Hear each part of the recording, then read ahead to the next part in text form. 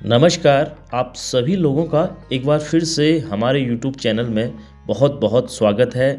जैसे कि आजकल हम एक नई श्रृंखला प्रेमानंद महाराज जी द्वारा जो भी हमें प्रवचन सुनाए जाते हैं, जो भी एकांतिक जो प्रश्नोत्तरी होती है, उसी की श्रृंखला एक आज नई श्रृंखला मैंने बनाई है। तो वो श्रृंखला क्या है जानते हैं।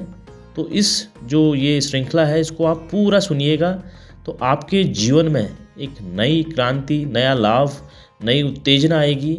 तो आज का जो हमारा क्रमांक है बहुत ही अच्छा है कि ग्रस्त जीवन में हम अपने मन को कैसे प्रसन्न करें। तो यहाँ पर महाराज जी ने चौपाई से हमें बताया है। तो क्या है, बढ़ते हैं एक विशेष अद्भुत क्रमांक में।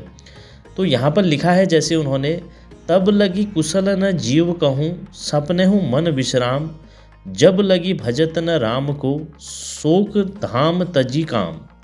जब तक हमारा मन कामनाओं का त्याग करके निरंतर भगवताकार नहीं होगा तब तक हम प्रसन्न नहीं हो पाएंगे। उन्होंने ये भी बताया है, ब्रह्म भूता प्रसन्न आत्मा न सोचेति न कांक्षति।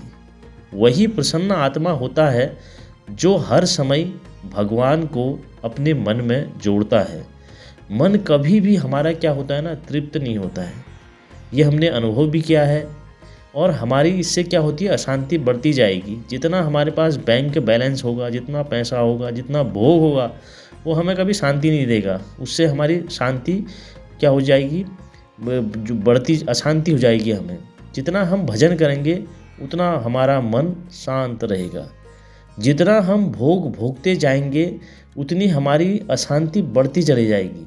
शांति को प्राप्त करने के लिए, प्रसन्नता को प्राप्त करने के लिए अपने कर्तव्य का धर्म पूर्वक पालन करते हुए यदि हम नाम जप किया करते हैं, यदि हम कोई भी गंदा आचरण नहीं करते, गंदा पेय नहीं पीते, और मन क्या हो जाता है, थोड़ी देर के लिए बेहोश हो जाता है, उस प्रमाद स्थिति में आ जाता है। उसी को तुम आनंद मान लेते हो।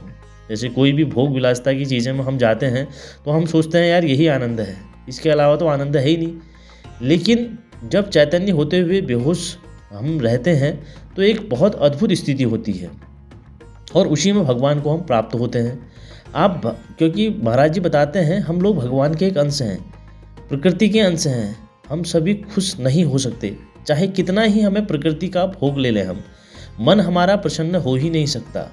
सोचते हैं कि यदि ये चीज़ हम खा लें तो मन प्रसन्न हो जाएगा, अगर हम ये भोग ले लें तो हम प्रसन्न हो जाएंगे। लेकिन जिसको तुम सोच रहे हो वो भोग वो कोई और ही भोग रहा है, लेकिन वो भी किसी और के लिए ही सोच रहा है।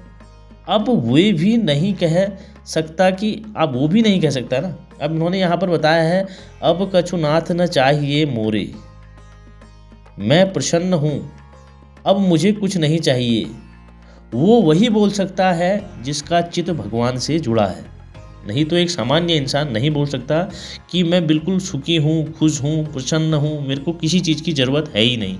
ये वही बोल सकता है जिसने अपना चित्त भगवान पर लगाया है। तो वो बताते हैं कि हमारी आपसे यही प्रार्थना है कि सदैव नाम जप करो, अपने कर्तव्य का धर्मपूर्वक पालन करो। बार बार मन संसार में जा रहा है, वहाँ से हटाकर प्रभु के चरणों में, प्रभु के नाम में लगाइए।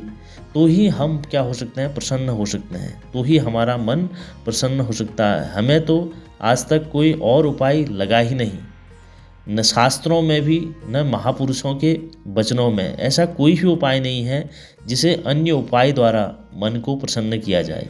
एक बार यदि आप मन प्रभु में लगा लें और अभी तक, लेकिन एक बार आप मन प्रभु में लगा देंगे, अपना चित्त लगा देंगे, तो आप कभी दुखी नहीं होंगे। एक बार मन प्रभु में लग जाए तो मन हट ही नहीं सकता।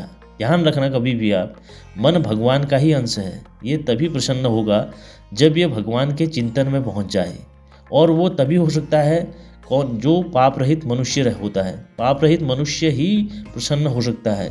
यदि हमने मन को प्रभु के अधीन कर लिया तो हम कभी भी दुखी, चिंतित नहीं हो सकते।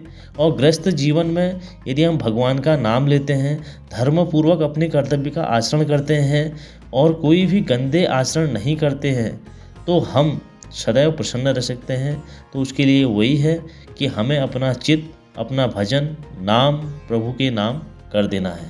तो हम ग्रस्त जीवन में भी सदैव प्रसन्न रह सकते हैं और अपने मन को क्या कर सकते हैं, सदैव खुश रख सकते हैं। तो आज के विशेष अद्भुत क्रमांक में इतना ही। मिलते हैं कल नए क्रमांक में।